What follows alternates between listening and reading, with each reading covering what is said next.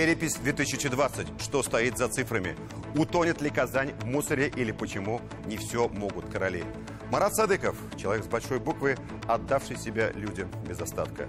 Люди, явления, события, которые привлекли внимание нашей команды на этой неделе. Здравствуйте, в эфире «7 дней», в студии Ильшат Аминов. Смотрите сегодня. Если бы я не сказал, что запишите меня татарин, да, то они бы и не спрашивали. Некачественно аналитика и перепись, и статистика была проведена. Перепись 2020. Самарская область. Татар меньше на 32 тысячи человек. В чем объективные и субъективные причины? Выдающийся организатор, выдающийся лидер, руководитель. Очень человечный, доброжелательный. В памяти Марата Садыкова. Личность, судьба и главное дело жизни. Из дивизии 10-12 тысяч живых оставалось, примерно 5-6 человек. У итальянской армии, румынской армии, венгерской армии, то есть практически пол Европы пришло под Сталинград. Сталинградская битва. 80 лет назад. Герои, история и значения.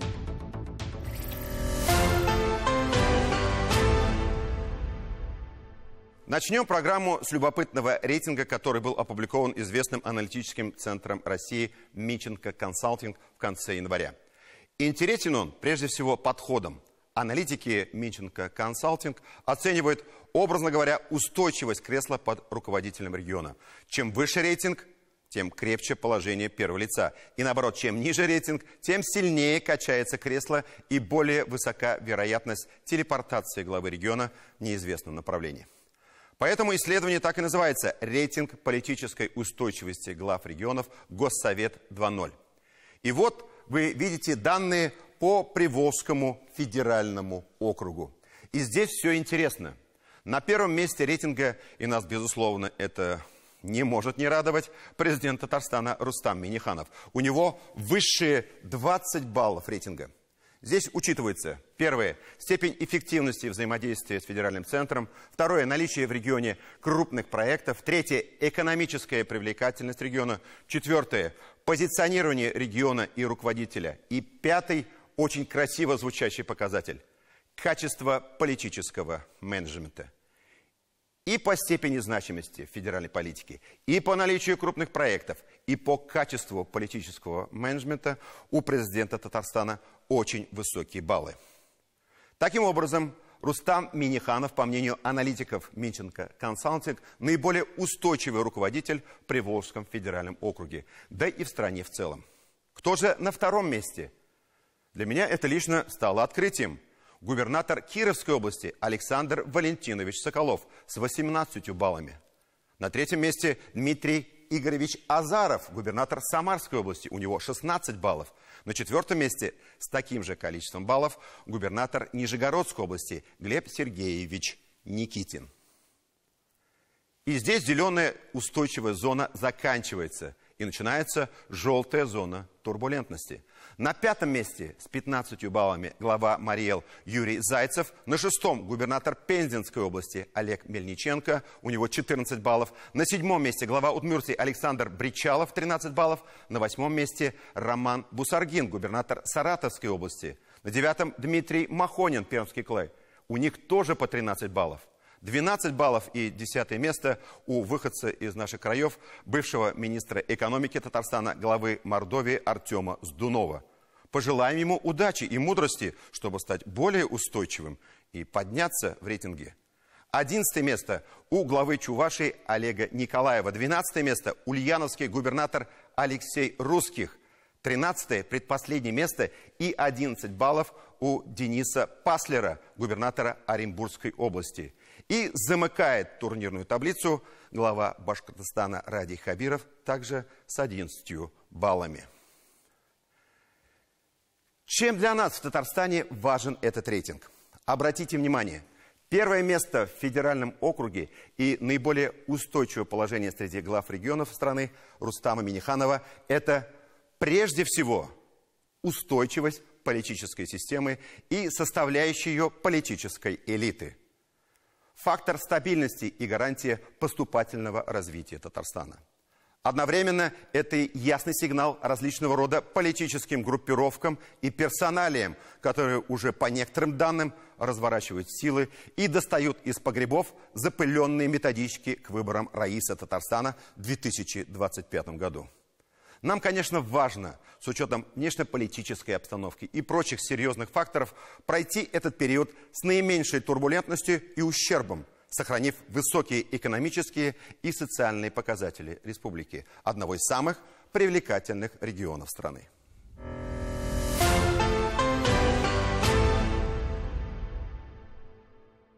Уже неделю нет с нами нашего друга Марата Садыкова, теперь уже экс-министра здравоохранения республики, настоящего патриота, профессионала, врача от Бога, успешного руководителя, отца, мужа.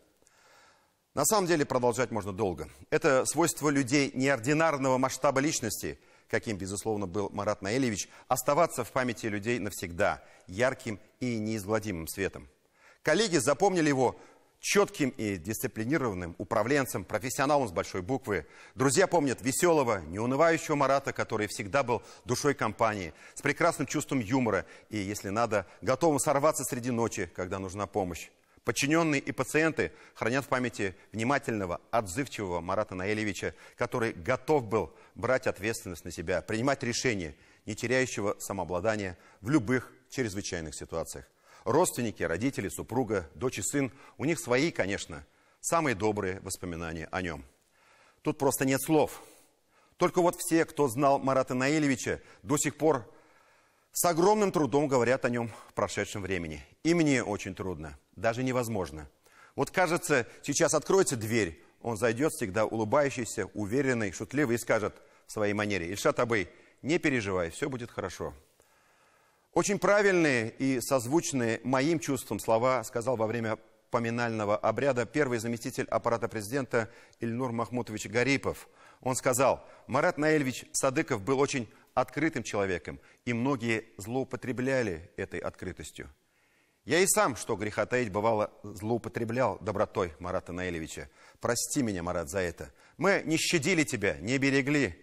Такова природа человека. Наше личное горе всегда кажется вселенским и затмевает все остальное.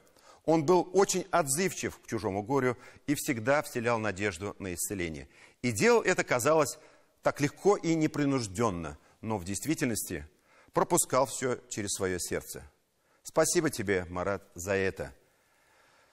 Тимур Бекмурзин поговорил со многими людьми, близко знавшими и любившими Марата Наилевича. Наш рассказ о настоящем министре, патриоте республики, друге, человеке с большой буквы.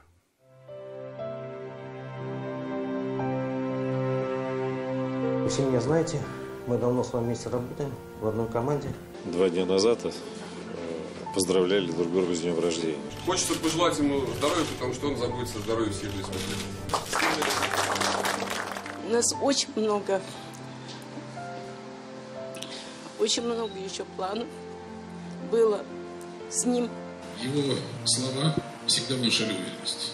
Он звонил даже в сложных ситуациях и говорил, первые фразы были: «Шеф, справляемся, делаем все как положено». А то, что Марат Наилевич горел на работе, это все видели и все знали.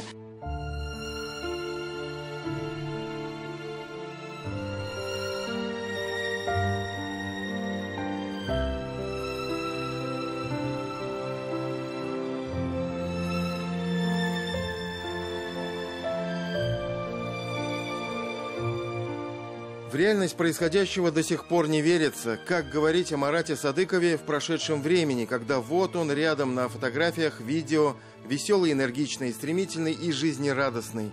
Министр, врач, коллега, друг, отец, муж. Для отца Наиля Салаховича и мамы Назиры Исламовны настоящая гордость. Он поднял несколько больниц. Он готовил универсиаду и обеспечивал медицинскую помощь. В период пандемии одни из первых пациентов, которые поступили, были в Казани. Марат Наилевич это был патриот республики, патриот здравоохранения. Марат был очень надежный, четкий, конкретный. Любой ответственный человек, особенно если это первое лицо, за все переживаешь. И Безусловно, эти непростые годы сложились, я считаю, и повлияли на здоровье такого сына нашего народа.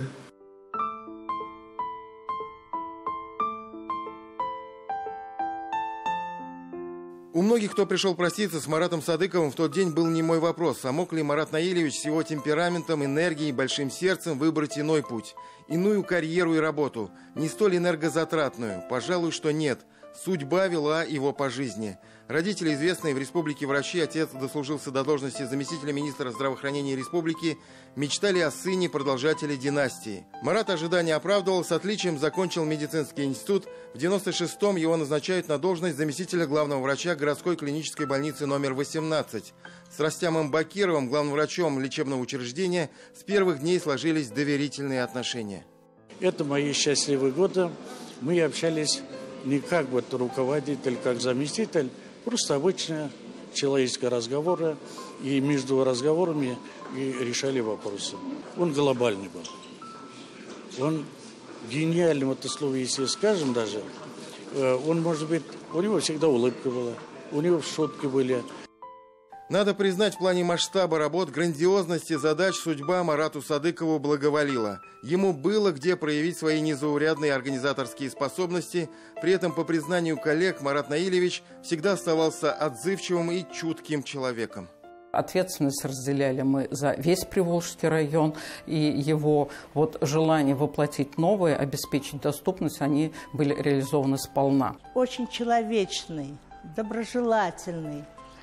Всегда обязательно поможет, когда надо. Вот я о нем только добро могу сказать. И очень жалко, что такие люди, видите, и Аллаху тоже нужны.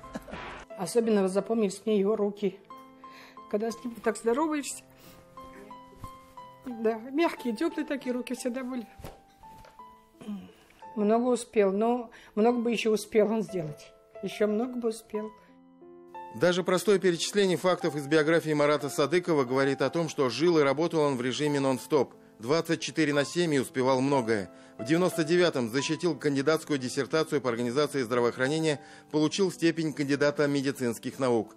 В 2000-м его назначают главным врачом Казанского онкологического диспансера. Новый вызов для амбициозного Марата Садыкова. Очень удивительно. Для такого темперамента, то есть как он находил в себе силы, сначала изучать проблему, присматриваться с одной стороны, с другой стороны, обязательно спрашивать. Он намного на другой уровень поставил экстренной помощи. Например, рака почки практически в нашей клинике сейчас нет. Как бы высоко ни взбирался по карьерной лестнице Марат Наилевич, он удивительным образом оставался открытым и доступным для всех. Рядовых пациентов, коллег-врачей, неважно, бывших или настоящих. Сотни людей, которые благодарны и сегодня соболезнования выражают. Тысячи людей, которые в различных учреждениях нашего здравоохранения получали помощь, а он не оставался никогда безучастным ни к какому обращению любого человека. Случился несчастный случай, беда. Близкий человек попал в реанимацию 7-й больницы. Марат Наилевич уже 8 или 7 лет не мой главный врач. И вдруг 11:30 ночи звонок. Звонит Марат Наилевич. Говорит, что я прилетел на самолете, не знал, меня в Казани не было. Мне только что сообщили, что такая беда произошла. Чем я могу помочь?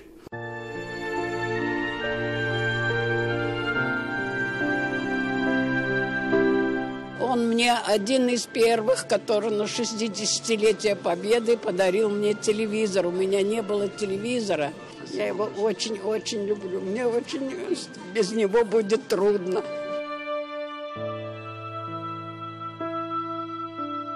Он меня заставил лично в чате создать группу «4 дуба». И Марат Наилевич, были моменты, в течение 25 секунд реагировал то, что мы там писали. Вот это правда. Он лично мне сказал, можно ли это. Через 30 лет умрешь от другой болезни. Когда я лично столкнулась, я считаю, онкология – это не приговор. И вот он умел убеждать людей в направлении оздоровления. Мне приходилось очень часто к нему обращаться по поводу пожилых, многодетных, инвалидов, тем, кому не всегда, может быть, быстро можно оказать медицинскую помощь. Я от него никогда не слышала слова «нет». Человек, которому позвонишь хоть днем, хоть ночью, реакция была всегда моментальная. Это наша скорая помощь была вообще в республике. Ведь когда первый хоспис только начал строить, ему дали премию государственную. Он сразу звонит: Владимир Ильич, приезжай, он прям конвертер премию отдал на настройку. Вот как он болел за все отрасли медицины, как он ее продвигал.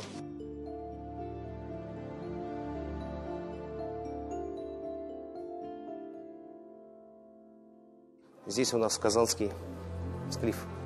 «Семерка» сегодня уже бренд, клиника европейского уровня. Хотите казанский Склиф? В 2008-м это была не самая крупная больница с дальним прицелом на универсиаду.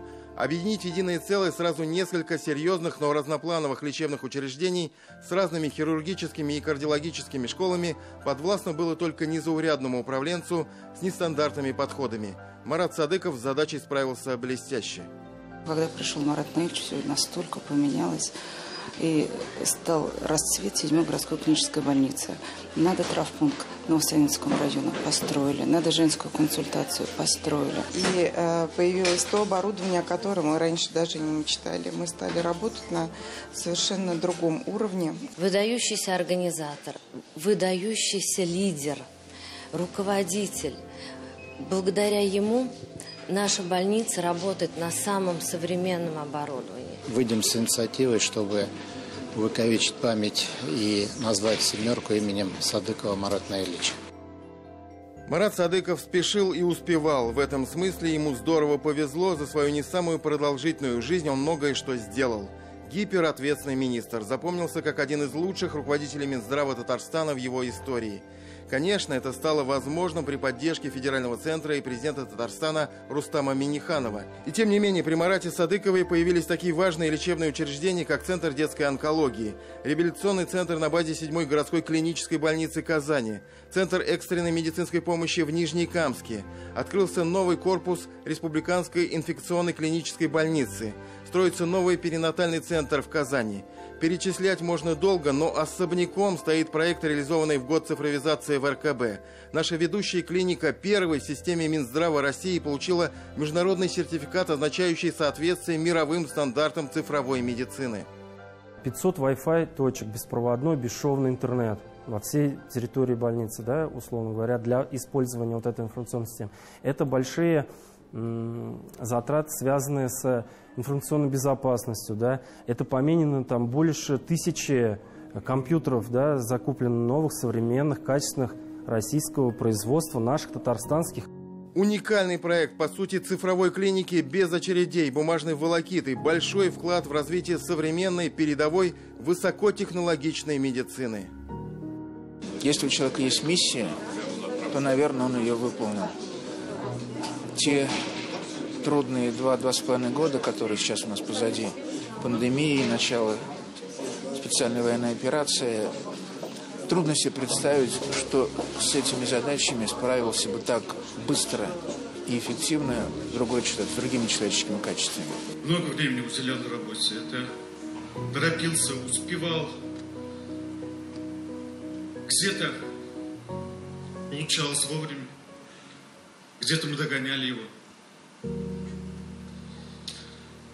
Были грандиозные планы, цели. Столько не успел, а сколько он много сделал. Тимур Бекмурзин, Андрей Ключников, Андрей Кузьмин и Роман Безменов. 7 дней.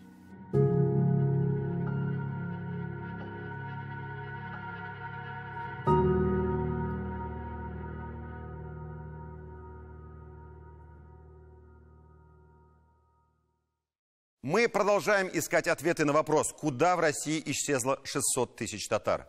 Накануне Нового года были обнародованы итоги переписи населения 2020, проходившей в конце 2021.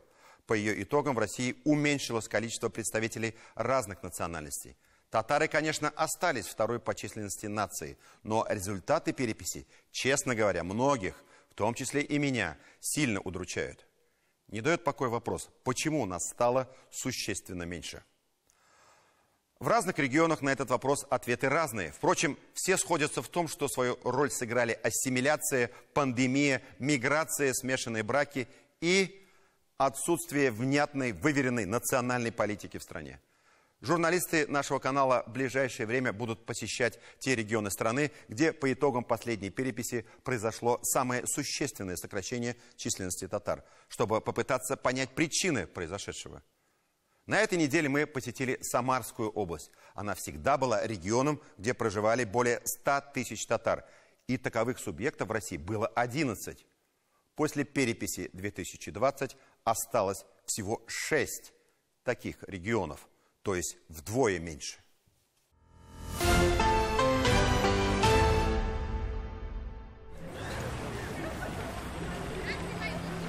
Самара давно не тот городок, про который в песне пелось, а город, в котором живут больше 1 миллиона человек. И более 3 миллионов по области, которую местные часто называют губернией. Самарская область до недавнего времени входила в десятку регионов России, где проживало более 100 тысяч татар. Более 126 тысяч, если быть точнее, по итогам переписи 2010 года. По итогам последних государственных статистических данных на 32 тысячи меньше. Как и большая часть России, эта территория многонациональная. И данные переписи не порадовали представителей многих этносов. Согласно последней переписи населения, на территории нашего региона проживает 124 народа. На сегодняшний день основной все-таки народ, проживающий на территории Самарской области, это русский народ. Следующий народ – это татарский представитель у нас, татарского народа. У нас действует несколько татарских организаций на территории региональных. Мы где-то приблизительно посчитали, это 30%. Вот. Но это не только же татары. По Волжье вообще и Мордва, и Чуваши. Особенно Чуваши и Мордва там вообще потеряли очень большой, там до 40 и больше процентов. Минахмед Халиулов одной из объективных причин такой ситуации называет демографический провал конца 80-х, начала 90-х годов 20 века, а также ассимиляцию, глобализацию, урбанизацию. Но немалую роль сыграли и субъективные причины. Были пандемийные процессы.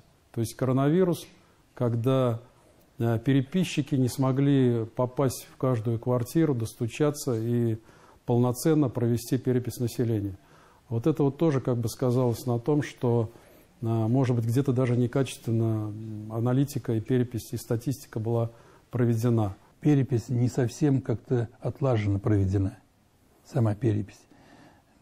Я вот живу там, допустим, у меня многоквартирный дом, я никогда не видел, чтобы у нас там во дворе кто-то приходили и занимались, соседи там, никто даже и не участвовал. Хотя говорят, что вы должны сами пойти там и заявить об этом. Но многие же у нас, сами знаете, инфантильны к этому. Куда здесь его за хлебом-то в магазин особо не пойдет. Нет самой идеи в этой переписи. Какой-то не доведена она вот. Ко многим переписчики не приходили. Потому что вот как бы в мою семью только вот ко мне только приходили, к детям не приходили.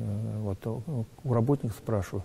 Тоже у родственников спрашивают, тоже не приходили переписчики. Потом, если бы я не сказал, что запишите меня татарин, да, то они бы не спрашивали. Именно национальные вопросы и родной язык там не спрашивали. Соборная мечеть Самары тоже один из индикаторов количества татар, которых, по словам муфтия, здесь стало больше, как и в целом мусульман. Но все равно по общему количеству больше представителей Средней Азии и Кавказа, чем татар. Часть уехали, часть перестали быть татарами, как ни прискорбно это звучит. Они остались татарами по фамилии, по имени, но по мыслям, по духу, по языку, по целеполаганию, по устремлениям, к сожалению, это уже татарские россияне, вот так, это уже не татары. Рваться в перепись, чтобы татар всех учли, чтобы татар было больше, вот это некий патриотизм национальный, его уже нет. Ильяс Шакуров сам учредитель нескольких татароязычных средств массовой информации. И если интернет-издания еще пользуются спросом, то печатные падают в тиражах. Главный редактор газеты и журнала Данияр Сайфиев сетует, что тираж газеты упал в 3 раза. Если говорить о журнале, то понятно, что он изначально был задуман как социальный проект, это не коммерческий проект, вот, и он выживает исключительно за счет учредителя и бизнеса. Газета национальная, но с каждым годом становится все сложнее и сложнее. Тема переписи, само собой, в этих изданиях тоже затрагивалась. Жалоб по ее итогам сюда еще не поступало, но в процессе случались, как это принято говорить, небольшие инциденты. Был даже один неприятный момент. Мы нашли материал, подготовленный к переписи 2010 года. Татары, пишите татарами, не мещарами, не тептярами, а именно татарами. Эту перепечатку мы поставили на сайт. Кому-то это не понравилось. И учредителя сайта вызывали в правительство и сказали ай-яй-яй. Тему итогов переписи обсуждали представители Всемирного конгресса татар на онлайн-встрече с татарской молодежью Самары. Есть у национального общества здесь свое молодежное крыло. Мне не все равно на мою историю и не все равно на мое будущее.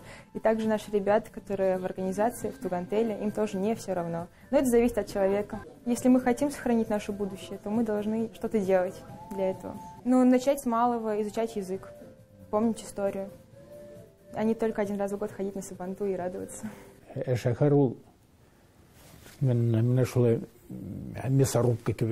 Председатель Совета татарских краеведов Самарской области Шамиль Галимов уверен, что противостоять урбанизации, ассимиляции и глобализации очень трудно, и остановить его, скорее всего, невозможно. И главным своим долгом считает сохранение языка.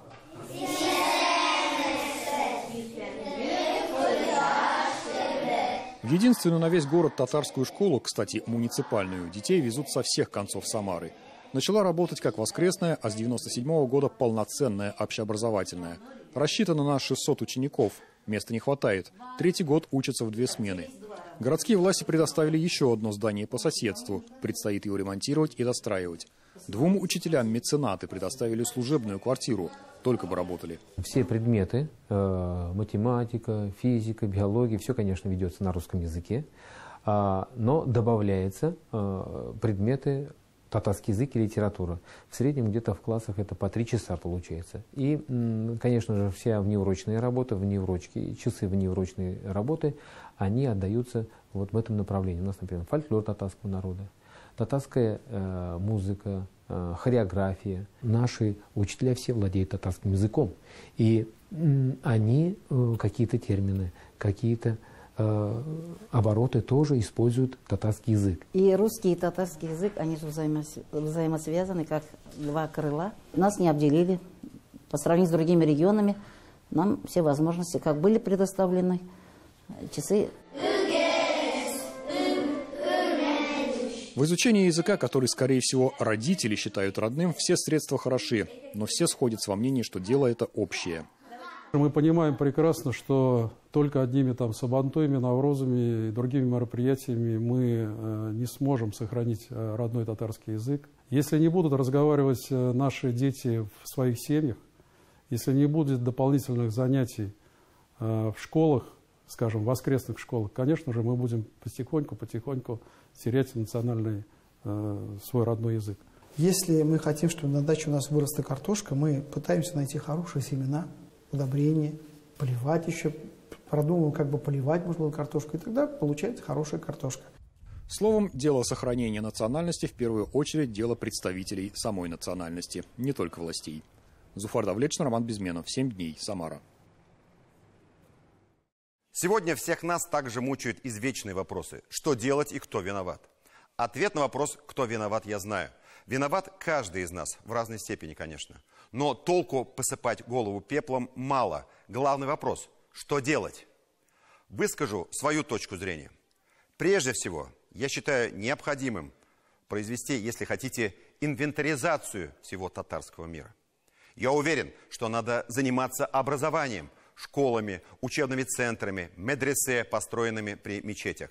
Главное в этом вопросе – нельзя уповать только на поддержку республики. Люди, обладающие возможностями, татарские предприниматели, бизнесмены должны взять под свою опеку школы, классы, группы, где изучается татарский язык. Надо помогать педагогам в школах и садиках, платить им надбавку, разработать в каждом регионе соответствующие программы, планировать подготовку специалистов, оплачивать учебу студентам, продолжить совершенствование электронной школы изучения татарского языка, решить проблемы с учебниками и так далее, и так далее. Я уже давно говорил в своих программах, обращаясь к богатым татарам. Хватит строить только мечети. Вы там скоро не услышите татарской речи. Давайте строить и школы, и детские сады, где будет звучать татарская речь. Для себя, для своих детей надо строить и создавать. Закон позволяет. Но посмотрите, в любом крупном городе, в том числе и в Казани, есть еврейская школа. И попробуйте туда попасть. Родители всех национальностей хотят туда отдать своих детей. Этим школам всегда помогают местные еврейские общины. И они всегда входят в число лучших учебных заведений региона. Но почему мы, татары, не можем заняться вопросами образования как евреи? Они это делают по всему миру. Почему нам, татарам, не хватает энергии и воли? Неужели в нас не осталось, как писал Тукай, национальной гордости даже размером с мышь? Да нет, не верю. Среди татар ведь тоже много очень предприимчивых и талантливых людей. Конечно, в Министерстве образования нужен целый департамент по вопросам образования за пределами Татарстана. Он должен оказывать методическую и юридическую помощь всем желающим по открытию татарских детских садов, классов, групп и даже частных школ в регионах России. По работе татарских медресе. Конгресс татар, безусловно, должен сделать акцент на проблемах образования. Иметь возможность распределять гранты лучшим учителям, учебным заведениям, оплачивать обучение специалистов, чтобы в конечном счете переломить статистику уменьшения татароговорящих в России. Мы должны поставить перед собой конкретные, количественные показатели в образовании и по срокам, и по количеству школ, детских садов, классов, групп, учителей, учеников, шакирдов медресе и добиваться их исполнения. Регулярно вести собственную социологию и статистику в местах наибольшего проживания татар в регионах. И в конце концов упереться на определенных показателях и пойти вперед. И когда-нибудь после титанической работы обеспечить увеличение количества татар и количества людей, знающих татарский язык. Без этой конкретики, без конкретных планов, без честных цифр мы обречены на провал, на вымирание, на растворение в котле народов. Эльзира Юзаева продолжит тему.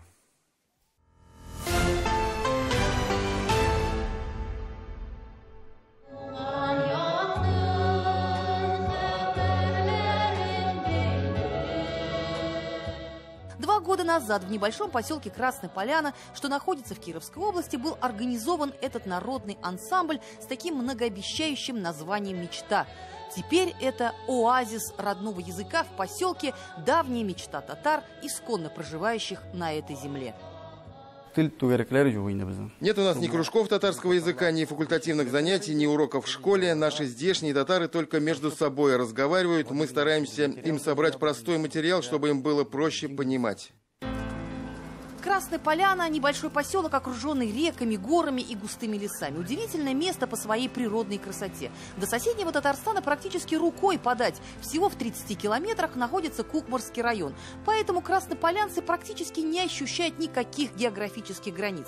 Многие в Татарстане работают, учатся, имеют какие-то совместные бизнес-интересы. В поселке проживает более 2000 татар. Это практически треть всех жителей. Есть 2 большие школы, есть детские сады, но ни в одном из них нет ни воспитания, ни обучения на родном татарском языке. Это зависит, я считаю, даже от самих родителей. Если они хотят, чтобы их чадо, как говорится, получило азы, да, свой родной язык. Но у нас родной язык, вообще национальный язык русский в целом. И ни приоритеты не ставлю, что вот русский и русский. Если будет татарские уроки татарского языка в школах, то, в принципе, хуже от этого, я считаю, не будет. Дети должны знать свой родной язык. Какие могут быть ограничения, если самый главный документ в стране гарантирует всем гражданам право на пользование родным языком, на свободный выбор языка, общение, воспитание, обучение и творчество? А это уже 273-й федеральный закон об образовании, где также черным по белому, даже после внесения весьма существенных поправок в его 14-ю статью, отношение к родным языкам было четко и строго сформулировано как законное право народов, проживающих в России. О чем там она говорит? Она дает такое право гражданам Российской Федерации выбор языка. Соответственно, они могут обращаться как за получением дошкольного, начального, основного образования, так и изучение татарского языка, в том числе и в других регионах Российской Федерации. Но не все так просто, как кажется на первый взгляд. Как говорится, читайте между строк. В Федеральном законе об образовании есть два небольших замечания, без которых его реализацию можно смело поставить под сомнение. Выбор языка осуществляется самими родителями и в пределах возможности образовательной организации.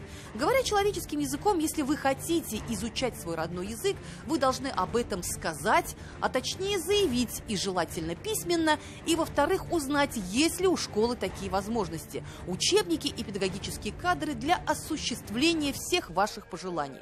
Эти два алгоритма не так уж и сложны, и они отработаны во многих регионах, где компактно проживает народ. Родители пишут заявление в школу, чтобы их ребенок изучал свой родной язык. Школа в заявительном порядке обращается в районный отдел образования, специалисты которого направляют соответствующий запрос уже в Министерство образования региона. Если у Министерства образования того или иного региона появляются вопросы в части комплектации учебных пособий или подготовки педагогических кадров, оно может смело обратиться в Министерство образования и науки уже Республики Татарстан. И от нас еще никто не уходил без удовлетворительного ответа. Когда налаживается сотрудничество, это уже далеко идущие планы. Это возможность укрепить материально-техническую базу той школы, где обучаются наши соотечественники. И такая есть, так ведь предоставляется, да? То есть, что бывает? Это не только учебники, да? Это материально-техническая база, она ведь широкий спектр себя вбирает. Это могут оргтехника, это интерактивные доски, это программные какие-то продукты. То есть все возможности, которые есть для укрепления материально-технической базы, она максимально мы можем оказать содействие нашим соотечественникам, которые проживают компактно в регионах Российской Федерации. Надо отдать должное. Татарстан проделал колоссальную работу по внесению учебников по изучению татарского языка в федеральный перечень учебников. То есть школы в любом регионе России их могут приобретать самостоятельно или делать заказ в своем министерстве, как это происходит с учебниками по любым другим предметам – математике, физике, химии и так далее. Татарстан и сам активно подключается к этой работе, предоставляя школам учебные материалы и художественную литературу. Ежегодно свыше 17 тысяч учебников по изучению татарского языка направляются в регионы безвозмездно. К нам приходит очень много заявок. Школы просят учебники для факультативных занятий, для кружков. Но мы в первую очередь стараемся удовлетворить потребность тех организаций, где татарский язык изучается в качестве обязательного предмета. Если ситуация с учебниками более или менее понятна, то вот подготовка педагогических кадров – это давний и больной вопрос. Сегодня только в двух регионах России, в Татарстане и Башкортостане, готовят учителей татарского языка и литературы. За последние 20 лет были закрыты все национальные кафедры в высших учебных заведениях в местах компактного проживания татар в Ижевске, в Москве, в Тобольске, в Тюмени, в Ульяновске и в Оренбурге. К нам в министерство приходят заявки из регионов, и мы по этим заявкам проводим работу по повышению квалификации учителей и подготовке педагогических кадров. Сегодня в регионах нужно готовить билингвальных специалистов, которые могли бы преподавать и английский язык, и татарский язык, и русский язык, если есть на то необходимость. Сегодня это наша главная задача. Если мы останемся без учителей, мы перестанем существовать как народ. Но не в каждом регионе народы могут воспользоваться своим законным правом. То ли по незнанию, то ли по равнодушию или боязни их отстаивать.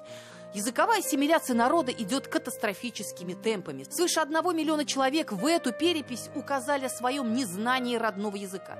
Если учитывать, что нас все-таки в этот раз не досчитали, то на 3,5 миллиона татар, проживающих в России, приходится всего лишь чуть больше 1000 школ, где ведется преподавание родного языка.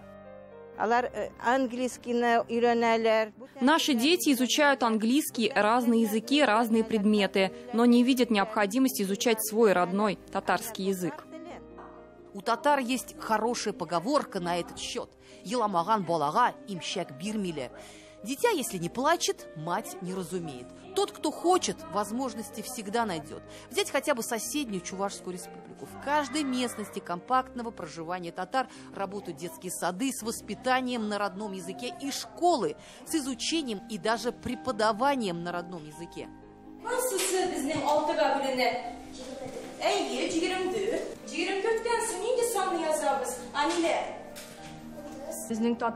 Татарский язык – это же наш родной язык, это наша основа. Ну как наши дети не будут его знать? Им не нужны доказательства, им не нужно обосновывать свою правоту, им не нужно делать выбор. Этот выбор они сделали при рождении. Ильзира Юзаева и Андрей Кузьмин. 7 дней. Сообщение BBC в октябре 1942 года.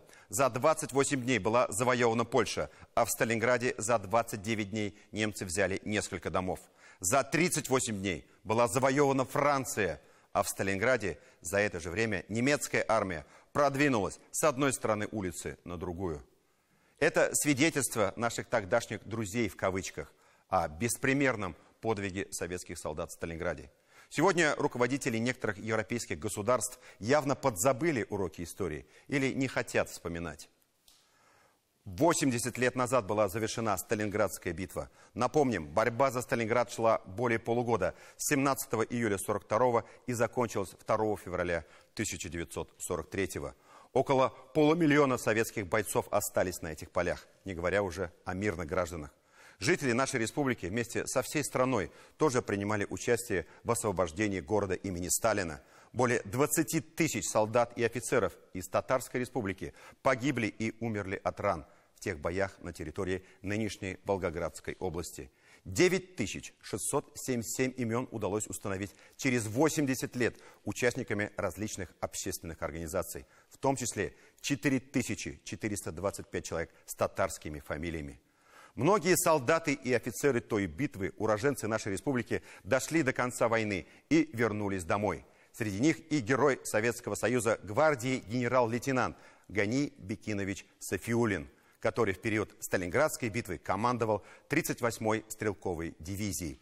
Бойцы этой дивизии явили миру образец беспримерного героизма, отражая танковые атаки фашистов. Именем Сафиуллина названа улица в Казани. Похоронен он на Арском кладбище. В субботу в Казани с участием президента Татарстана Рустама Минниханова открыта мемориальная доска памяти генерала-героя. О подвигах и памяти в репортаже Зуфара Давлетшина.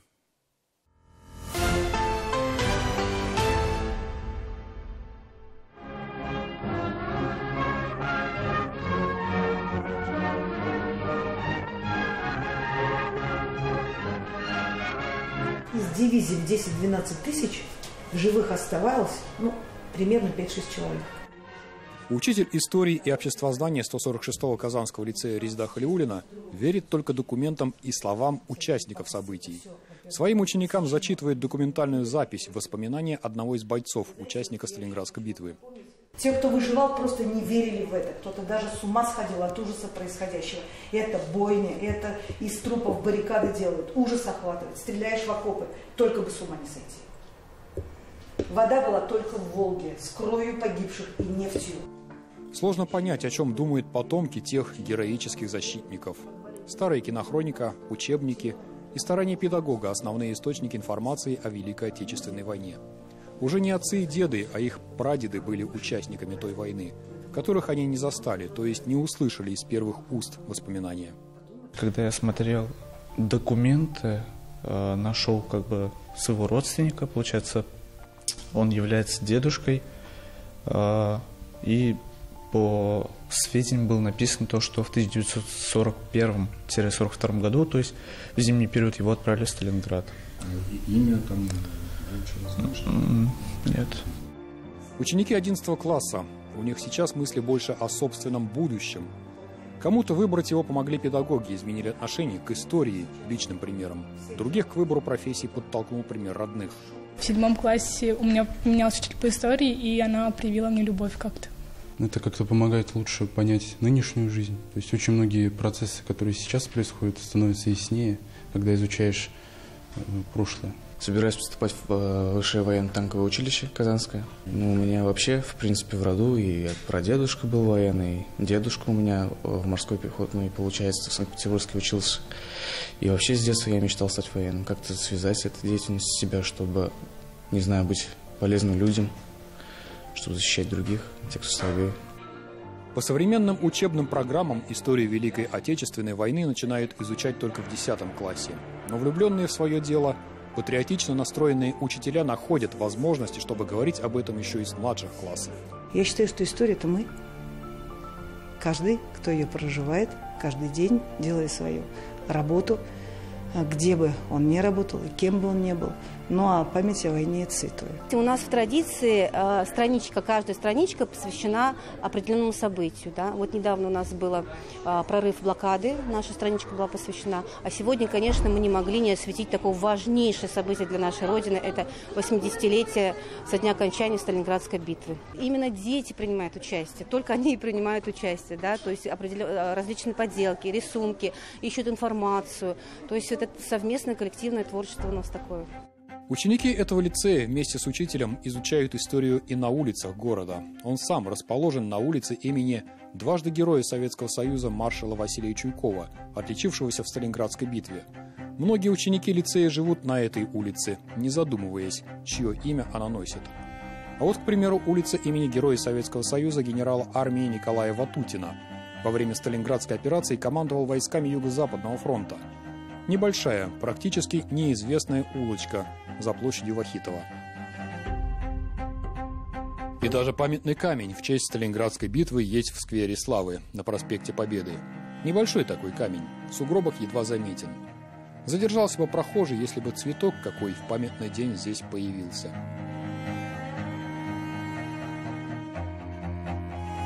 Имя еще одного выдающегося военачальника, отличившегося в освобождении Сталинграда, носит улица в Приволжском районе Казани. Только вот проходящие мимо, скорее всего, не знают ничего об этом человеке. Даже инициалы не указаны. Есть о нем информация в музее-мемориале Великой Отечественной войны в Казанском Кремле, где к 80-летию освобождения Сталинграда открылась специальная выставка. Под Сталинградом он командовал 38-й стрелковой дивизией. Дивизия показала себя с лучшей стороны, и сам Сафиуллин применяли в том числе такие ночные смелые вылазки, атаки. Татарстанцы, конечно же, были активными участниками сражений под Сталинградом. 147-я дивизия формировалась в Кукмаре, попала в окружение. Выжили немногие. 120-я дивизия казанского формирования после тех боев стала гвардейской. Здесь в витрине уже можно увидеть последний этап окружения немецких войск, и, кстати, не только немецких, и союзников. Там была итальянская армия, румынская армия, венгерская армия. То есть огромная, практически пол Европы пришло под Сталинград. Чувствуются параллели с современностью.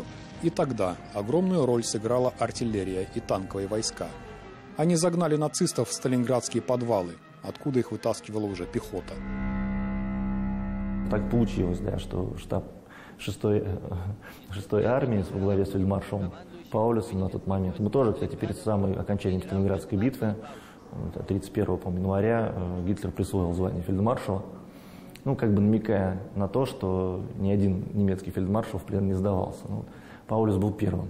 Это произошло в подвале здания Сталинградского универмага. Нина Кондакова – потомок одного из героев Сталинградской битвы. Вот его фотография под номером 6. Анатолий Чехов. Он героически защищал дом Павлова, был снайпером. На его счету около 256, в общем-то, убитых немцев. Считали его погибшим, но он прожил в Казани еще 20 лет после окончания Великой Отечественной, так и оставшись почти неизвестным, не получив высоких званий и наград. На таких людях, как вот эти мальчики, которые прошли войну, держалась наша земля. Мы победили в такой войне. Столько было лишений, столько было горя, но мы выстояли. И таких людей тысячи, которые на себе вытащили эту победу и которые остались безызвестными. Поисковик, издатель книги памяти, руководитель клуба воинской славы Михаил Черепанов посвятил свою жизнь розыску информации о погибших, пропавших людях, их наградах, родных и близких. На днях нашелся Фарса Мухаммедшин, которого мы всю жизнь ищем. Мой дед. Жива моя мама, она всю жизнь просила найти. Вот такое счастье, знать, где он погиб. Так он считался пропавшим без вести. Михаил Валерьевич нашел награды на моего второго деда Якупова Низамуддина. Совместная работа с газетой «Казанские ведомости» привела к тому, что было решено объявить акцию «Он не вернулся из боя». Здесь каждому готовы помочь найти информацию о тех, кто не вернулся, погиб или пропал без вести, о наградах, которые так и не дошли до адресатов. Только Татарстан на территории нынешней Волгоградской области потерял гораздо больше 20 тысяч своих товарищей. Выяснить удалось на сегодняшний день только 9677 фамилий погибших. Половина из них, 4400, конечно, татар. И есть в Казани еще одно место, связанное с городом-героем Волгоградом, в прошлом Сталинградом. Улица Волгоградская, упирающаяся в Парк Победы. 2 февраля кто-то неизвестный вспомнил дату, положил искусственный цветок. Зуфар Давлетшин, Роман Безменов. 7 дней.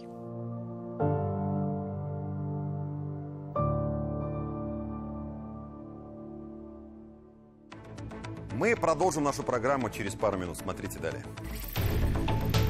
Недели 2, как здесь не убирается. Вот и получается безобразие такое. Мусорная реформа. Кто должен спасти утопающих в мусоре?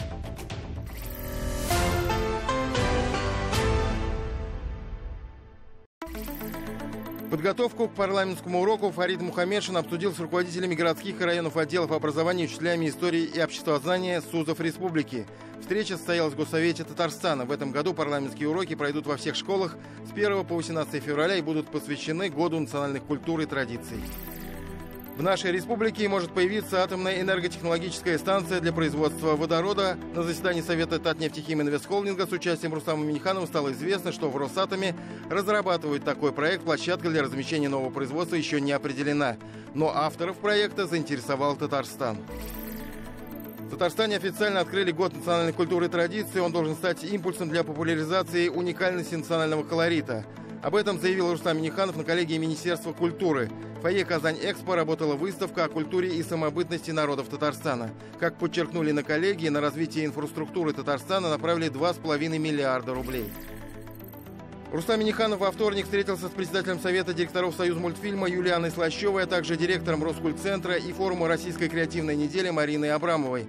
Встреча прошла в Казань-Экспо в рамках итоговой коллегии Минкульта Татарстана. Обсудили дальнейшее развитие мультимедийного центра «Союзмультпарк» в Казани.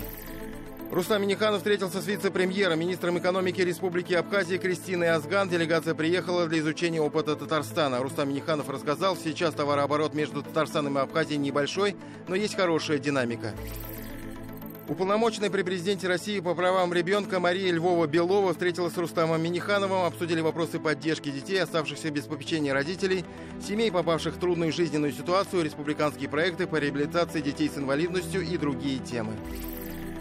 В Татарстане продолжаются сессии районных и городских советов. В четверг итоги прошлого года подвели в Нурлате и Аксубаево. Участие в заседаниях принял председатель Госсовета Фарид Мухаммедшин. За год Аксубаево показало прирост 7% по объему внутреннего территориального продукта. Здесь появились новые социально значимые объекты столичного уровня. Рустам Минниханов в Москве принял участие в первом заседании Оргкомитета по подготовке и проведению Международного экономического форума «Россия. Исламский мир. Казан-форум». Его провел вице-премьер страны Марат Хуснуллин. Решением Владимира Путина форум в Казани получил федеральный статус. В пятницу прошло итоговое совещание судей республики. Встреча прошла с участием Рустама Минниханова. В минувшем году судьи рассмотрели более 1 миллиона дел и материалов. Стало больше осужденных за кражи, нарушение ПДД, наркотики. Увеличилось и число жалоб на процессуальные нарушения. На Казань-Экспо прошло расширенное заседание итоговой коллегии Миндортранса. Участие приняли Рустам Минниханов и вице-премьер страны Марат Хуснуллин. Сегодня в Татарстане реализуется ряд крупных дорожных объектов в масштабах всей России. В первую очередь это строительство скоростной трассы М-12. В этом году будут сданы 2 участка, проходящих через нашу республику. Продолжается возведение Вознесенского тракта, реконструкция Горьковского шоссе и строительство его дублера. Фарид Мухаммедшин принял участие в заседании комиссии Генерального совета партии «Единая Россия» по международному сотрудничеству и поддержке соотечественников за рубежом. Заседание в режиме видеоконференции провел министр иностранных дел России Сергей Лавров. Как заметил глава МИД, прямо сейчас формируется клуб друзей России, и платформа позволит расширить международные связи страны. В Казани стартовал всероссийский турнир по хоккею с шайбой «Кубок дружбы Дуслык». На церемонии открытия во Дворце спорта участников приветствовал премьер Алексей Песошин. Соревнования проходят в 3-й раз и стали уже традиционной встречей спортсменов разных вероисповеданий. Рустам Минниханов поручил руководителям городов и районов предприятий ЖКХ усилить работы по зимнему содержанию пешеходных зон. В Доме правительства прошло традиционное субботнее совещание, на котором было отмечено, что только за последнюю неделю в систему «Народный контроль» поступило более 1000 обращений по поводу уборки снега и наледи. Чаще всего этот вопрос волнует жителей Казани, Набережных Челнов, Альметьевска, а также Лаишевского и Спасского районов. В Казани открыли мемориальную доску Героя Советского Союза генерал-лейтенанту Гани Бекиновичу Сафиуллину. В торжественной церемонии принял участие президент Татарстана Рустам Минниханов.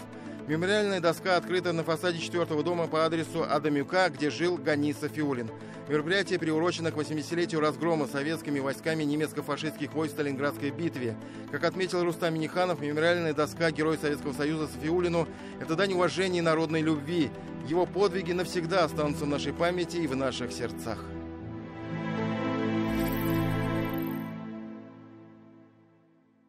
А теперь о теме, которая касается каждого жителя нашей страны. И нас с вами – бытовые отходы.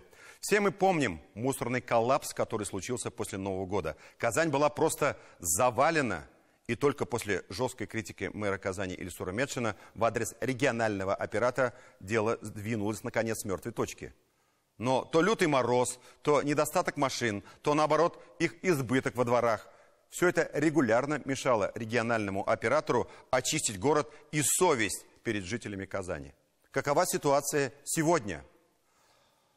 Проблему снова подняли на коллегии Министерства строительства и жилищно-коммунального хозяйства республики, где отметили, уже этой осенью столицу Татарстана может ждать судьба огромной свалки. Мощностей существующего полигона хватит лишь на несколько месяцев. А ввод в эксплуатацию нового все еще остается в туманном будущем. Мусорная реформа, которая фактически лишила региональной власти возможности оперативно влиять на ситуацию, может похоронить, простите за тавтологию, нас под мусором. Напомню, что согласно печально известному федеральному закону от 29 января 2014 года номер 458 ФЗ, региональный оператор по обращению с твердыми коммунальными отходами – это компания, ответственная за весь цикл обращения с отходами. Только она может осуществлять деятельность по обращению с ТБО. А если не может, читайте закон. Уже всем ясно, что мусорная реформа в стране провалилась. Но нам от этого не легче. Диляра Юсупова пыталась ответить на вопрос, кто должен спасать утопающих в мусоре.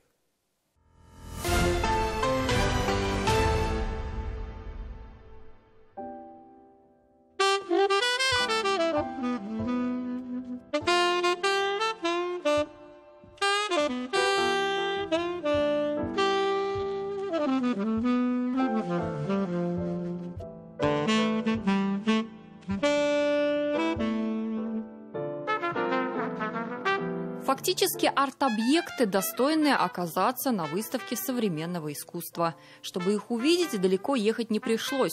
Улица Волгоградская. Картина в полную величину. Свинство как норма. Заваленные контейнеры, вываливающиеся мешки и женщина, кормящая голубей. Кормить специально здесь и не обязательно. Они прекрасно справляются сами. Не успеваем оглядеться, как из окна вываливаются жители. Говорят, голуби – это еще что, а вот крысы…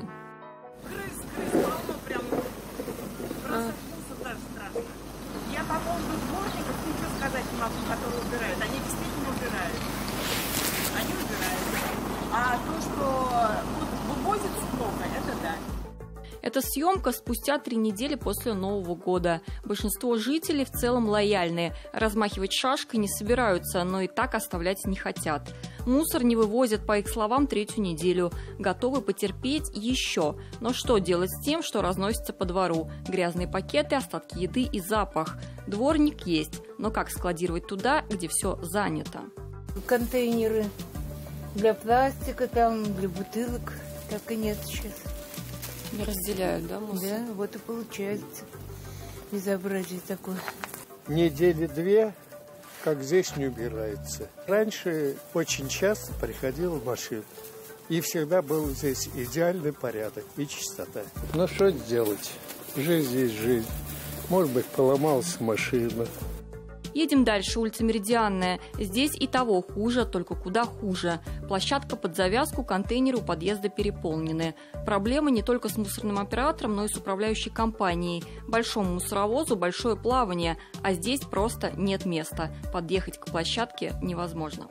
Вот это жители сами местные чистят, вот эту вот парковку, да, ну, она, соответственно, вот сами посмотрите, здесь подтаяло, все, а там же вот не чисто, в принципе. Это вот мы сами выходили, уже чистили. Они не успевают, а деньги они успевают брать, да? Деньги же им вовремя все платят. В этом доме, ну, прописано человек 200. Ну, так образно, да? Это очень То много, есть да. 20 тысяч дома за мусор. А здесь же мусорка из тех домов, соответственно, с этого носят. Идем со двора по улице Меридианная и попадаем в соседний двор, буквально в 50 метрах по улице Абсалямова. Абсолютно такая же картина. Даже дверь не закрывается. Здесь и пирамида из пластика, и целые авангардные композиции. Поразительный факт. В новогодние праздники в Казани вывезли на четверть меньше отходов, чем год назад. Причем страдала в основном западная часть, на востоке относительно спокойно. Так почему после 4 лет мусорной реформы Казань вернулась в как было? Повлияли аномальные морозы или снег? УК по ЖКХ вины не отрицает и принимается за работу, но, видимо, пострел не везде поспел. Одним из факторов являлась также совокупность и рекордно отрицательно низких температур, и запаркованности внутридворовой территории, наличие колейности и наледи, которая порой мешала. Здесь не стоит говорить о виновных, здесь нужно говорить о том, что в настоящий момент работа полностью налажена и ситуация находится под контролем. Уже через 1,5 недели едем по тем же адресам, и вроде бы проблема ушла, но пришла другая. Относительно чистые контейнеры, а рядом мусорные островки разных размеров. Парадокс, да и только. Порой из навальных сверху сучьев и увесистых мешков докопаться до старых диванов и бездушных холодильников не так-то просто. Вот и обходят все стороной мусорные эвересты, полагаясь то ли на муниципалитет, то ли на авось. В обязанности регионального оператора входит перегрузка отходов из контейнеров в мусоровозящую коммунальную технику. Соответственно, если отходы в момент перегрузки просыпаются, то региональный оператор осуществляет подбор данных отходов в специализированную мусоровозящую технику. За все, что происходит на контейнерной площадке, ответственность несет балансодержатель. Региональный оператор хочет сказать, что если мусор выпадает из контейнера во время загрузки, то его подбирают. Но тот, что изначально был на земле, там и остается. А дальше в дело должна вступать управляющая компания. И тут как повезет. Так-то оно так, но почему опять сделаем, но попозже, уберем, но наполовину? Нам не повезло с оператором. Они обслуживают Подмосковье и Татарстан, может еще кого-то, но эти две точно. В Подмосковье были созданы такие же кучи. Подмосковье богаче, оно выделило бюджетные средства, чтобы все было лучше. Какой может быть выход? Выход первый. Контракт заключал Минстрой. Минстрой на основе невыполнения этой компании своих обязательств по контракту может расторгнуть. И, так сказать, пригласить, ну, скажем так, более близкого нам и ответственного за Татарстан человека, которого волнуют проблемы Татарстана. Я это серьезно говорю, проблемы. Потому что за время существования этой компании экология только ухудшилась. Речь об этом ведут уже несколько лет, с того самого момента, когда мусорная реформа 2019 года продемонстрировала свою несостоятельность. И пока идут переговоры, кому именно и каким образом следует выгребать рукотворные Авгиевы конюшни из дворов, горы мусора все ближе тянутся к небу. На коллегии Минстроя обеспокоились, что за горами отходов видна неприятная перспектива. И мы уже этой осенью окажемся в очень непростой ситуации, когда мусор из столицы республики будет некуда вывозить. В связи с этим большая просьба главам соседних регионов восстановить работу полигонов ТКО на ваших территориях, ускорить работу по предоставлению земельных участков для строительства новых полигонов и комплексов по переработке отходов. Да, делаются новые полигоны, да, рекультивируются старые, да, собираются строить мусоросжигающий завод, но за это платит республика. Зачем нам этот оператор, когда мы сами все это делаем? Есть один момент. Чем меньше я вывожу, тем больше у меня прибыль, потому что все равно платят. Кстати, о плате. Плату за вывоз мусора предлагают рассчитывать, исходя из фактически произведенных отходов, а не по нормативу. С такой инициативой выступил Комитет Госдумы по строительству и ЖКХ. Соответствующее обращение на неделе было направлено министру строительства России Иреку Файзуллину. Перспектива платить в 2 раза меньше, конечно, радует. Однако большинство платить-то и не отказываются. Главное – понимать, за что. Диляра Исупова, Андрей Ключников, Роман Безменов, 7 дней. Наследие. Сегодня снова возвращаемся к этому слову. Я бы даже перефразировал: наследники. Много ли их сегодня? Я не говорю о людях, получающих в наследство миллионы от предков. Речь о тех, кто считает наследием все, что имеет историческую, культурную и архитектурную ценность. Вот, например, многострадальный завод Стахеевых в Елабуге. 20 лет стоит, практически бесхозный и заброшенный. Предприятие с большой историей. Ему 150 лет без малого. Именно здесь, вплоть до начала 21 века, варилось знаменитое елабужское пиво. О купцах Стахеевых, наверное, можно и не напоминать особо. Эту фамилию знает каждый. Что перед нами? Заброшенные цеха. Но посмотрите внимательно на эту территорию. Чем она хуже любого другого объекта культурного наследия? Согласитесь, очень живописное место. Конечно, до него не доходят руки. Здесь даже не один дом требует реставрации. Их тут минимум 4. И речь, конечно, о миллионах рублей. Но, тем не менее, дело не только в деньгах. Это наследие обычно остается в неприглядном виде лишь по той причине, что у него нет адвокатов, нет защитников, нет наследников. У завода Стахеевых, слава богу, эти наследники теперь есть. И это совсем не те люди, которых интересует материальная сторона вопроса. Об этом Михаил Любимов.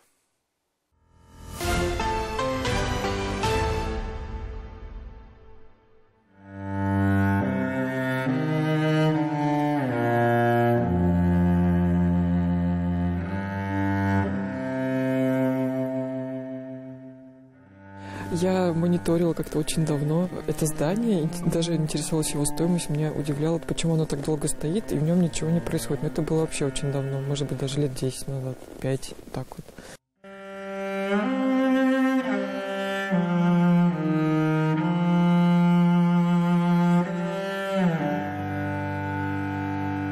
Ну, такая серая территория, да, то есть она не включена ни в экономику города. Мы не можем наблюдать вот это промышленное наследие, то, что от него сейчас осталось. На самом деле, я бы не сказала, что это прям совсем руины.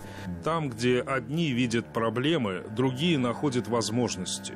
Дизайнер интерьеров, координатор движения Tom Sawyer Fest, да и просто активный пользователь немногочисленных российских демократических институтов Челнинка Любовь Егорычева как раз из тех, кто предпочел бы выбирать, плыть ли ей по течению или к цели. Мы стоим посреди заброшенной территории бывшего пивоваренного завода Стахеевых. Это самый центр Елабуги, и это то самое место, которое изменило ее жизнь. Она сама расскажет об этом чуть позже, а мы для начала оглядимся вокруг холодными глазами не любови, а историка.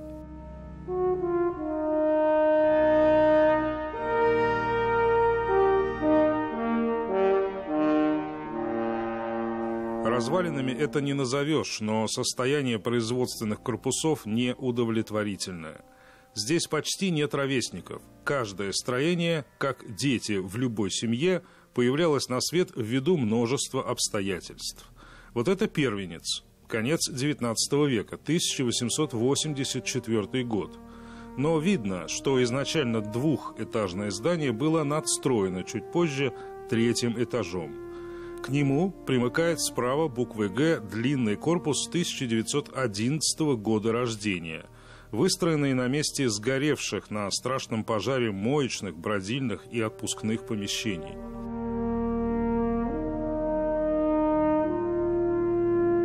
Напротив, постройки 1900 года. Если приглядеться, то кое-где можно обнаружить и следы советского прошлого. Но это если приглядеться. Перед нами в целом промышленное историческое наследие, памятник. Это объект культурного наследия и по факту.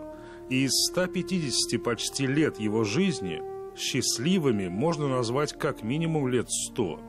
А вот последние беспризорные 20 лет будто превратились сразу в несколько столетий. Настолько много шрамов они оставили здесь. А вот крышечки-то остались, Я да? ее вот так вот протру. Давайте попозже уж. Ну, или, может быть... Это что-то из недавнего. В общем, из последних производств, да. Что тут? О, Стахеевых. Как приятно увидеть знакомую фамилию. Это заготовка для полторашек. Это есть специальная машинка, которая вот из этой штуки делает 1,5-литровую бутылку. А поскольку мы помним, что здесь производили пиво, то это будущие полторашки. Это надо сохранить. Тут еще и партийная жизнь была, посмотрите. В 1988 году она здесь существовала.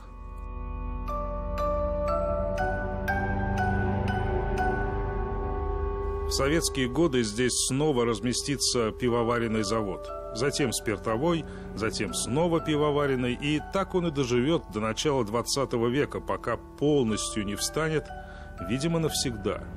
Конечно, это лишь самые общие сведения, которые наша героиня узнала в самом начале своих поисков. История Стахеевых – это история Елабуги. Это история людей другого сорта. История не живущих в городе, а живущих городом людей. Они похожи. Наверное, поэтому это место и не отпускает ее. Ее идея в том, чтобы создать здесь место приложения творческих сил, в первую очередь жителей города. Идея, конечно, не новая, но для Елабуги это тоже свежий ветер. Что я об этом думаю, что такие места, настало время их перепридумывать.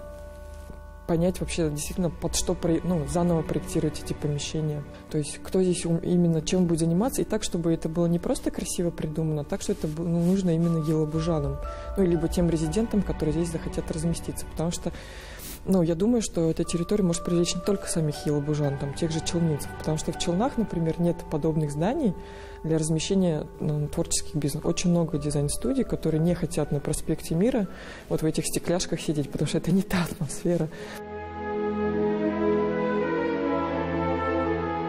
Гипотеза в том, что в наших городах еще остались люди, предпочитающие активную городскую жизнь молчаливому кормлению барбусов в собственном аквариуме дома. Гипотезу, конечно, нужно будет еще проверять. Но ведь есть и сподвижники, они лишь подтверждают эту гипотезу. Оксана Сазонова, фотограф, преподаватель английского, волонтер, она тоже здесь с нами. Если любовь увидела здесь поначалу только территорию, то Оксана встретила здесь свою любовь. Мы вынуждены уточнить, что это образное выражение. Они просто смотрят в одну и ту же сторону. Я поняла, что многие люди уезжают в другие города, чтобы получить какой-то новый культурный опыт, чего нельзя найти, допустим, вот в Набережных Челнах у нас. То есть это ограниченный набор такой сценариев, да? Вот он есть в городе? Да. Я бы даже сказала, что люди привыкли быть в рамках бытового комфорта и не ищут ничего нового для себя.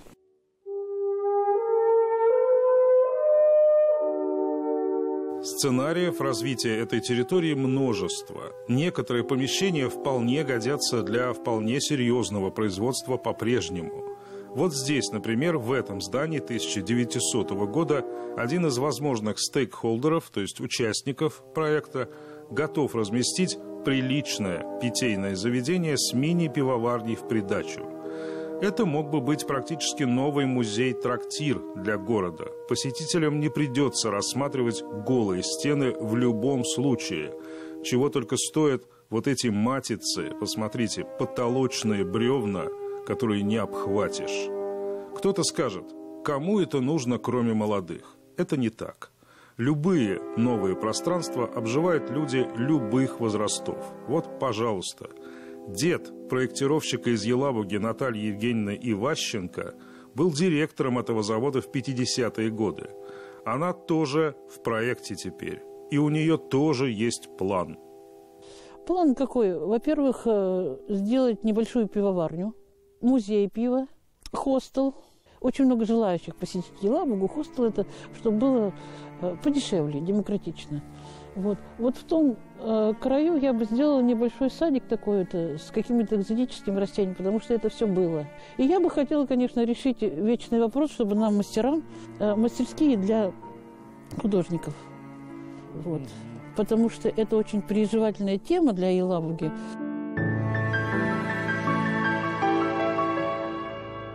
Именно ради этого проекта Любовь Егорычева изменила многое в своей жизни.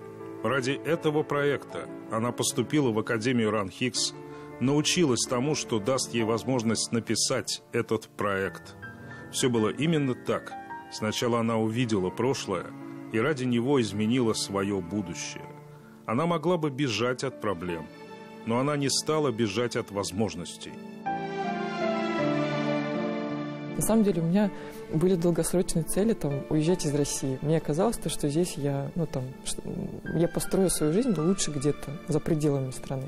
И когда я вовлеклась, именно уже совершая действия, глубже это все стало понимать и узнавать, я как будто бы нашла такую высшую цель для себя, что можно сделать такой проект и, условно говоря, делай хорошо там, где ты живешь. Как же мало нынче тех, кто думает не только о своем прошлом и не только о своем будущем. Тех, кто может нам сказать то, что никто не может нам сказать. Что будет дальше? Михаил Любимов и Дмитрий Шлемин. 7 дней.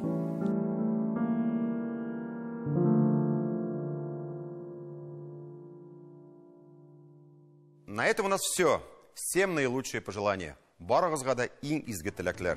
Встретимся через неделю. До свидания.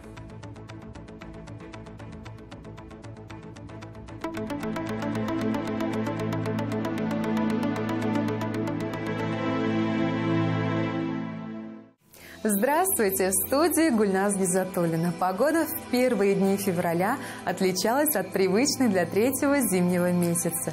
И что же ждать нам на новой неделе, узнаем прямо сейчас. По данным сервиса Яндекс.Погода, начнется неделя с облачной погодой, местами со снегом. В понедельник на северо-востоке Татарстана около 7 градусов со знаком минус. Температура постепенно будет понижаться. Ночью около 14 градусов мороза, а днем до минус 11 градусов. Вторник и среда также будет малоснежным и не сильно морозным. Ночью до 14 градусов мороза, а днем около 11 градусов со знаком минус. В четверг заметных изменений не ожидается. Ночью около 9 градусов мороза, а днем около 6 градусов со знаком минус. В выходные станет немного теплее. Днем около 2 градусов мороза, ночью до минус 6 градусов. На юго-востоке Татарстана небольшой снег. Ночью до минус 13 градусов и днем около 9 градусов мороза. Во вторник и среду аналогичная картина. Ночью до 16 градусов мороза, а днем около 10 градусов ниже 0. В четверг местами снег, ночью около 13 градусов мороза, днем около 7 градусов со знаком минус. С пятницы по воскресенье без заметных изменений. Также пройдут осадки, температура ночью до минус 8 градусов, днем около 5 градусов мороза. В центре республики неделя начнется с облачной погоды и небольшого снега. Температура днем ожидается около 7 градусов мороза. Во вторник днем около 8 градусов со знаком минус. К вечеру станет прохладнее, в среду нас снова ожидает снег. Ночью 12 градусов мороза, днем около 10 градусов ниже 0. В четверг небольшой снег, днем около 5 градусов мороза, с пятницы по воскресенье нас ждут потепления. Ночью минус 5 градусов мороза, а днем около 3 градусов мороза. На юго-западе Татарстана в начале недели без снега не обойдется. Днем около 8 градусов мороза, ночью минус 9 градусов. В среду станет прохладнее, но не критично. Ночью 14 градусов мороза, днем около 7 градусов со знаком минус. В четверг переменная облачность и около 3 градусов мороза днем. С пятницы по воскресенье также потеплеет днем до минус 3 градусов, ночью до 6 градусов мороза. На северо-западе республики и в столице Татарстана ожидается облачность, небольшой снег. Начнется неделя со слабоморозной погоды. Ночью около 9 градусов мороза, днем около 6 градусов со знаком минус. В среду днем похолодает до 11 градусов ниже 0. Небольшой снег. В четверг ночью потеплеет до минус 2 градусов, с пятницы по воскресенье небольшой снег. Ночью до минус 5 градусов, днем около 2 градусов мороза. На дорогах сохраняется гололедица. По долгосрочным прогнозам синоптиков, после первой декады февраля морозы еще могут вернуться. А вот существенных осадков, судя по всему, уже не предвидится. И к данной минуте это все новости о погоде. До новых встреч и до свидания.